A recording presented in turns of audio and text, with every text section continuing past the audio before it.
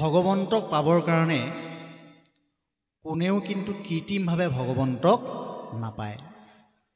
যে ভগৱন্তক পাবলৈ হ'লে আমি এটা সহজ সৰল মনেৰেহে ভগৱন্তক আমি পাব পাৰিম। মই এটা কাহিনী কৈছোঁ যে এখন ঘৰত এটা ল'ৰা আছিল। এই ল'ৰাটোৱে খুব খায়। ঘৰখনত যিমান বস্তু আছে সিমানটোৱে খাই পেলায়। বাকী আৰু পিছত যে কোনোবাই খাব সেইটো সি বিচাৰ নকৰে। তেতিয়া ঘৰখনৰ মানুহে কি কৰিলে, ল'ৰাটোক ঘৰৰ পৰা উলিয়াই পঠিয়াই দিলে। ই যদি আমাৰ ঘৰত থাকিবলৈ হয় আমি গোটেইবিলাক নেখাই মৰিব লাগিব। গতিকে ঘৰৰ মানুহে তাৰ পৰা তাক উলিয়াই পঠাই দিলে। আৰু ঘৰৰ পৰা ওলাই গুচি গ'ল। গুচি গৈ পেলাই এখন আশ্ৰমত আশ্ৰয় ল'লে। আৰু আশ্ৰমৰ যিজন অধিপতি, এই অধিপতিজনীক গৈ সুধিলে যে মই ইয়াত থাকিব পাৰিমনে? বোলে পাৰিবা। বোলে ইয়াত খাব পায় নাপায়? বোলে পায়। তুমি যিমান পাৰা সিমান খাব পাৰিবা, যিমান মন সিমান খাব পাৰিবা। তেতিয়া সি তাতে থাকিলে। আৰু এনেকৈ কেইদিনমান থকাৰ পিছত এদিন আশ্ৰমৰ সকলো লোকে ভগৱন্তত ধ্যান কৰি আছে, ৰন্ধনৰ ওচৰলৈ কোনো যোৱা নাই। তেতিয়া সি গুৰুদেৱক সুধিলে যে গুৰুদেৱ আজি ৰন্ধনলৈ কোনো নাযায় নেকি? তেতিয়া গুৰুদেৱে ক'লে আজি একাদশী, আমি আশ্ৰমবাসীসকলে একাদশী ব্ৰত পালন কৰিব লাগে, আমি উপবাসে থাকিব লাগে। গতিকে তুমিও আজি উপবাসে থাকিব লাগিব। তেতিয়া সি গুৰুদেৱক কৈছে মই যদি একাদশী ব্ৰত পালন কৰিবলৈ মই দ্বাদশী নেদেখিমেই চাগে, গতিকে মোক কিবা এটা ব্যৱস্থা কৰি দিয়ক। তেতিয়া গুৰুদেৱে ভাবিলে কি কৰা যায় ইয়াক। তেতিয়া গুৰুদেৱে তাক ক'লে যে তুমি তোমাৰ জোখাই চাউল দাইল তুমি লৈ যোৱা, নি ইয়াৰ পৰা তুমি আশ্ৰমত নবনাবা, নদীৰ কিনাৰত গৈ পেলাই বনাই তুমি খাবা। আৰু তুমি বনাই খোৱাৰ আগতেই তুমি ভগৱন্তত অৰ্পণ কৰি ল'বা, তাৰ পাছতহে তুমি খাবা। এতিয়া তাৰ জোখাই লৈ গুচি গ'ল। কেনেকৈ ৰান্ধিব লাগে সেইটোও নাজানে। যেনে তেনে সি ৰান্ধিলে। ৰান্ধি পেলাই দুভাগ বাঢ়ি ল'লে। বাঢ়ি লৈ পেলাই চকু মুদি পেলাই ভগৱন্তক মাতি। এতিয়া ভগৱন্তক কেনেকৈ মাতিব লাগে সেইটোও নাজানে। এইটো এটা উত্তৰ ভাৰতৰ কাহিনী। মই এটা প্ৰবচনত শুনিছিলোঁ। তেতিয়া হিন্দীত মই শুনিছিলোঁ প্ৰবচনটো, মই হিন্দীতে কৈছোঁ। তেতিয়া এই ভগৱন্তক মাতিছে, কি বুলি কৈছে? ৰাম তুম আহো প্ৰভু ৰাম আহো, মেৰে ভোজন কো ভোগ লগাও। এতিয়া চকু মুদি মাতি আছে, ভগৱান নাহেহে নাহে। তাৰপাছত সি কৈছে যে আজি একাদশী, তুমি ক'তো খাবলৈ নোপোৱা। আজি সকলোৱে একাদশী ব্ৰত পালন কৰিছে, মইহে মাত্ৰ তোমাৰ কাৰণে ৰন্ধন কৰিছোঁ। তাৰ বাহিৰেও তুমি ক'তো খাবলৈ নোপোৱা। আৰু এই বুলি কোৱাৰ লগে লগে ভগৱন্তৰ ৰামে ভাবিলা ইমান ভোলা ভালা শিষ্য, ইয়াৰ ওচৰলৈ যাব লাগিল। এতিয়া তাৰ ওচৰত গ'ল, গৈ পেলাই উপস্থিত হ'ল আৰু লগত জানকী সীতাক লৈ গৈছে। এতিয়া ৰন্ধন কৰিছে দুজনৰ কাৰণে, এতিয়া গৈছে তিনিজন।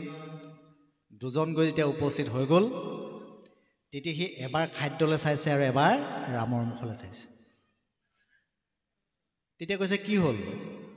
কৈছে একো নাই, হ'ব হ'ব, ভোগ লগাইয়ে। এতিয়া তিনিজনে সেইদিনা খালে।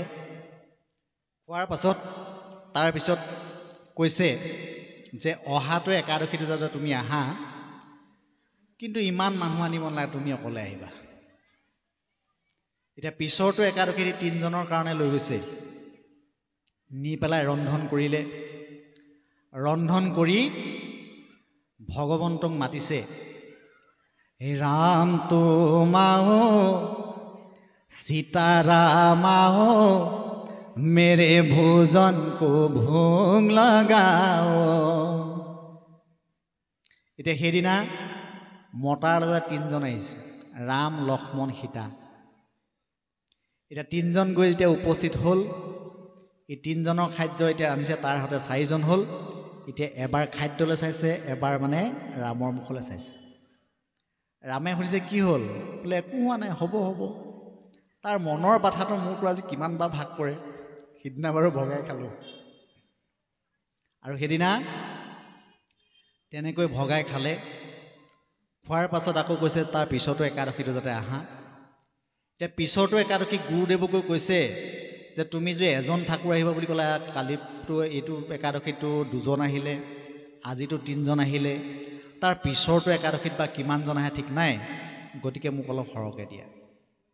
আৰু সেইদিনা এটা পাচিত চাউল দাইল সি যিমান পাৰে এটা এখন ভাৰ কৰি পেলাই মূৰত লৈ নদীৰ পাৰলৈ লৈ গৈছে। আৰু নদীৰ পাৰত নি পেলাই পাচিটোত থৈছে, থৈ পেলাই সেইদিনা সি বনোৱা নাই। আৰু সি ভগৱন্তক মাতিছে, ৰাম তোমাও প্ৰভু ৰামাও মেৰে ভোজন কো ভোগ লগাও। যেতিয়া মাতিলে সেইদিনা ভগৱন্তই আচলতে ভকতক ৰস ল'বৰ কাৰণে গোটেই ত্ৰিদশৰ দেৱতা ৰাম, লক্ষ্মণ, সীতা, ভৰত, শত্ৰুঘ্ন, বিভীষণ সকলো আহি পেলাই সেইদিনা উপস্থিত হৈছে। আৰু বিমানেই বিমান, চাৰিওফালৰ পৰা মানুহে মানুহ আহিছে, দেৱতাসকল আহিছে। আৰু সি চকুমুদি বহি আছে। কৈছে কি হ'ল, আজি ৰন্ধন কৰা নাই? বোলে মই কেনেকৈ ৰন্ধন কৰিম, তোমালোক ইমানবিলাক আহিছা, মইতো ৰন্ধন কৰিব নোৱাৰোঁ। আৰু মাতা জানকী সীতাক ৰন্ধন কৰিবলৈ দিছে। আৰু জানকী সীতাই ৰন্ধন কৰালৈকে যিমান আহে সিমান খাব। তেওঁ অক্ষয় ভাণ্ডাৰ, যিমান দিলেও সেই ভাণ্ডাৰৰ পৰা কেতিয়াও শেষ নহয়। আৰু তেওঁ লাহেকৈ গছজোপাৰ তলত বহি লৈ চকুমুদি ৰামৰ লগত কথা পাতে। ৰামে গৈ সুধিছে কি হ'ল, তুমিতো আমি ইমানবিলাক মানুহ আহিছোঁ, সকলোৰ লগত কথা পাতিব লাগে, মাতিব লাগে, সকলোকে মাত এষাৰ দিব লাগে। তেতিয়া সি কৈছে হ'ব হ'ব হ'ব, আপোনালোকে ৰান্ধকচোন বাৰু, খাবচোন বাৰু, খাওকচোন বাৰু, হ'বচোন বাৰু। তাৰ বেথাটো ইমানবিলাক মানুহ আহিছে যে মোৰ ভাগত ক'ত, তাৰ বেথাটো নিজক লৈ চিন্তা, আনক লৈ চিন্তা নাই। আৰু তেতিয়া তাৰ পিছে পিছে গুৰুদেৱ আহি আছে। ইয়াৰ খাদ্যবিলাক আচলতে কোনে খাই আছে? আশ্ৰমৰ পৰা যে লৈ আহে, লৈ আহি পেলাই দিয়েহি, কোনে খায়? পিছে পিছে গুৰুদেৱে তাক নিৰীক্ষণ কৰি আহি অলপ আঁতৰে আঁতৰে আহি গুৰুদেৱে যেতিয়া ৰামৰ লগত মানে সেই ল'ৰাটোৱে আৰু ৰামৰ লগত কথা পাতি আছে, তেতিয়া গুৰুদেৱে গৈ সুধিছে তুমি কাৰ লগত কথা পাতিছা? বোলে ইয়াৰ ৰাম, ইয়াৰ জানকী সীতা, ইয়াৰ ত্ৰিদশৰ দেৱতাসকল সকলোকে দেখাইছে। কৈছে মইতো দেখা নাই। তেতিয়া এই ল'ৰাটোৱে খাটনি ধৰিছে ৰামক যে প্ৰভু, মোৰ গুৰুক আপুনি দৰ্শন দিয়ক, কাৰণ যদি আপুনি দৰ্শন নিদিয়ে মোক অবিশ্বাস কৰিব, বিশ্বাসঘাতকতা হ'ব, গতিকে আপুনি মোৰ প্ৰভু গুৰুদেৱক দৰ্শন দিয়ক, ৰামচন্দ্ৰক কৈছে। আৰু ৰামে তেতিয়া গুৰুক দৰ্শন দিছে। আৰু দৰ্শন দিয়াৰ লগে লগে গুৰুৰ চৰণত ৰামে পৰি পেলাই, মানে সেই গুৰুদেৱ পৰি পেলাই ৰামৰ চৰণত দণ্ডবোধ হৈছে। এতিয়া ভগৱন্তত ভক্তি কৰিবৰ কাৰণে যে এটা সহজ সৰল মনেৰেহে আমি ভগৱন্তত ভক্তি কৰিব পাৰিম। কোনেও কিন্তু কৃত্ৰিমভাৱে ভগৱন্তত ভক্তি কৰিব নোৱাৰে। যে আমি শুনিছোঁ আজিলৈকে যে গুৰুৰ মাধ্যমে শিষ্যসকলে ভগৱন্তক দৰ্শন কৰে, কিন্তু শিষ্যৰ মাধ্যমেৰেও গুৰুক দৰ্শন কৰিব পাৰে। গতিকে গুৰুতকৈ শিষ্য হিয়ান, হুঁচৰি হুঁচৰি লয় জ্ঞান। যেতিয়া দৰ্শন হ'ল, আৰু তেতিয়া নাৰদৰ কৃষ্ণ দৰ্শন বুলি এটা অধ্যায় আছে, তাত সুন্দৰকৈ উল্লেখ কৰিছে যে ভগৱন্ত সদায় ভকতৰ সংগত থাকে, আৰু ভকতে যি ভগৱন্তৰ গুণানুকীৰ্তন শ্ৰৱণ কীৰ্তন কৰে, সেই ভগৱন্তৰ গুণানুকীৰ্তনৰ শ্ৰৱণ কীৰ্তনৰ ভগৱন্তই মালা পিন্ধে। আমাৰ দৰে কিন্তু ভগৱন্তই আহাৰ নাখায়, আৰু ভগৱন্ত সদায় নামেৰে সন্তুষ্ট হৈ থাকে। সেইকাৰণে নাৰদৰ কৃষ্ণ দৰ্শন বুলি এটা অধ্যায় আছে, তাত সুন্দৰকৈ উল্লেখ কৰিছে। কি বুলি কৈছে? নাৰদ বিষ্ণু হিয়াচন্ত কৈ বৈকুণ্ঠত মই নাথাকো ৰৈ, যোগীৰ হিয়াই এৰি সমুদায় থাকো ভকতৰ কীৰ্তন চাই। হে নাৰদ, মই বৈকুণ্ঠতো নাথাকোঁ, যোগীৰ হিয়াতো নাথাকোঁ, য'ত মোৰ ভকতসকলে ভগৱন্তৰ গুণানুকীৰ্তন কৰে, মহেশ স্থানত প্ৰত্যেকৰে হৃদয়ত মই বিৰাজমান হৈ থাকোঁ। ধ্ৰুৱই 5 বছৰ বয়সৰ পৰাই ভক্তি কৰিছিল। সেইকাৰণে ইয়াৰ পিছৰ পদত সুন্দৰকৈ উল্লেখ কৰিছে যে হেন জানি শিশু হ'ব এৰিয়া নকৰ্ম, ধৰিও কুমাৰকালে ভাগৱত ধৰ্ম। গতিকে 5 বছৰ বয়সৰ পৰা আমি ভক্তি কৰিব লাগে। এতিয়া 5 বছৰ বয়সৰ পৰা যে আৰম্ভ কৰা যায়, যে শিশুকালৰ পৰা ভক্তি কৰিলে গোটেই জীৱনটো ভালদৰে যায়। যেনেকৈ এডোখৰ চুম্বক আৰু এডোখৰ লো, একেডোখৰ চুম্বকত একেখিনি লোগুৰি কণিকাই থাকে, কিন্তু সেই লোগুৰি কণিকাখিনি ভালদৰে তাক খজোৱা থাকে, সেইকাৰণে তাৰ নাম হৈছে চুম্বক। আৰু একেখিনি লোগুৰি কণিকাই লোহাৰ ডোখৰত থাকে, লোহাৰ ডোখৰত লোগুৰি কণিকাখিনি বিশৃংখলীয়া হৈ থাকে, আৰু তাৰ নামটো হৈছে লো। আৰু তাক মামৰে সহজে আক্ৰমণ কৰিব পাৰে। গতিকে আমি জীৱনটো সুন্দৰভাৱে পৰিচালিত কৰিবলৈ হ'লে চুম্বকডোখৰৰ দৰে হ'ব লাগিব। কেনেকৈ? আমি সৰুকালৰ পৰাই ভগৱন্তত ভক্তি কৰিব লাগিব। এতিয়া ভক্তি কৰাৰ ক্ষেত্ৰত আমি বহু অসমৰ বিভিন্ন প্ৰান্তত ঘূৰি আমি কিছুমান অকণমান অভিজ্ঞতাৰ পৰাহে কৈছোঁ যে বহুসকল আই বাপক দেখা যায় চাইকেল মাৰি, বাইক চলাই, গাড়ী চলাই গৈ থাকোঁতে যদি এজন ভকতে অন্য এজন ভকত বা একেজন সংগীক দেখা পায়, এহাতেৰে এনেকৈ কৃষ্ণ বুলি হাতটো দাঙে। যে আমি কোনো কাৰণত কেতিয়াও আমি এহাতে ভক্তি কৰিব নালাগে।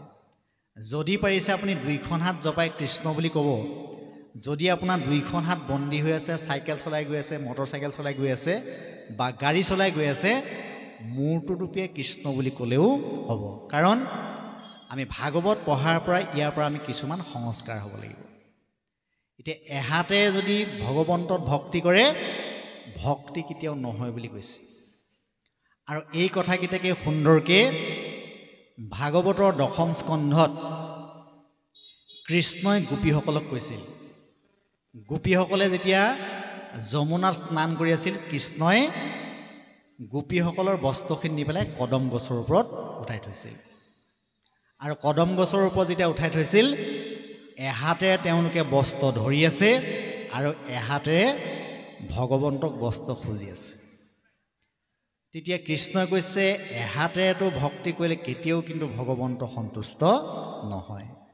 গতিকে তোমালোকে মায়া ছেদ কৰি 2 হাতেৰে ভক্তি কৰিব লাগিব। তেতিয়া গোপীসকলক কৃষ্ণই কৈছে পদবন্ধে সুন্দৰকৈ কি বুলি কৈছে? ইহে নুশুনি কৃষ্ণে হাকি বুলি লন্ত, ইয়াবেকে লংঘিলা বেদ, এক হস্তে যিটো দেৱ কয়ো পাশৈ, তাৰ হস্ত কৰো ছেদ। যদি কোনোবাই এহাতেৰে মোক ভক্তি কৰিছে, তেওঁৰ হাতটোৱে মই কাটি দিওঁ বুলি কৈছে। সেইকাৰণে আমি সংস্কাৰ হ'ব লাগিব। যদি কোনোবাই হাত বন্দী হৈছে, যদি এজন ভকতক লগ পাইছে বা এগৰাকী আইক লগ পাইছে, যদি পাৰে আপোনালোকে 2 হাতেৰে নমস্কাৰ কৰিব। যদি 2 হাত বন্দী হৈ আছে, মূৰটো দুপিয়াই কৃষ্ণ বুলি ক'লেও হ'ব। এহাতে সেৱা কৰিলে ভগৱন্ত কিন্তু কেতিয়াও সন্তুষ্ট নহয়। মই এটা উদাহৰণে কৈছোঁ। যিদিনা কৌৰৱৰ ৰাজসভাত দ্ৰৌপদীক দুশাসনে বস্ত্ৰহৰণ কৰিছিল, বস্ত্ৰহৰণ কৰাৰ দিনা দ্ৰৌপদীয়ে এখন হাতেৰে বস্ত্ৰ ধৰি আছে আৰু এখন হাতেৰে কৃষ্ণক মাতি আছে। তেতিয়া ৰুক্মিণীয়ে কৃষ্ণক কৈছে, তোমাক মাতি আছে, তুমি যোৱা নাই কিয়? কৈছে, মোক আচলতে মতা হোৱা নাই। এতিয়া দুশাসনে যেতিয়া 2 হাতেৰে বস্ত্ৰ টানিলে, বস্ত্ৰ যেতিয়া মানে দ্ৰৌপদীয়ে এখন হাতে ধৰি ৰাখিব নোৱাৰিলে, দুইখন হাত এৰি পেলাই তেওঁ ভগৱন্তত সমৰ্পণ হৈ দিলে যে প্ৰভু তুমিয়ে যি কৰা কৰিবা আৰু তেতিয়া তৎক্ষণাৎ ভগৱন্ত আহি পেলাই দ্ৰৌপদীক বস্ত্ৰ দি আছে আৰু এই কথাকেইটাকে সুন্দৰকৈ গীতা শাস্ত্ৰত উল্লেখ কৰিছে কি বুলি কৈছে হে পূৰ্বে বীৰ কুৰু ৰাজে দ্ৰৌপদীক সভাৰ মাজে বস্ত্ৰ কাহি লৈলে কটাহাৰ তুমি বস্ত্ৰৰূপ হৈয়া দ্ৰৌপদীৰ অংগে গয়া লাজ সমুদত কৈলা পাৰ দিন অৰ্ধে খহাৱন্ত বস্তে সভা নধৰন্ত বস্ত্ৰ মেৰৰ নাহি অন্ত এতিয়া কিমান সময় হৈ আছে 12 ঘণ্টাৰ 6 ঘণ্টাৰ সময় দ্ৰৌপদী গাৰ পৰা বস্ত্ৰ সহায় কিনে শেষ কৰিব নোৱাৰিলে এতিয়া ভগৱন্তই বস্ত্ৰ দি আছে দ্ৰোণ ভীষ্ম কৃপাচাৰ্য এইসকলে দেখিছে কিন্তু বাকীসকলে কিন্তু দেখা নাই কাৰণ ভগৱন্তক আমি দুহাতে ভক্তি কৰিলে ভগৱন্ত সন্তুষ্ট হয় এহাতে আমি কেতিয়াও ভক্তি কৰিব নালাগে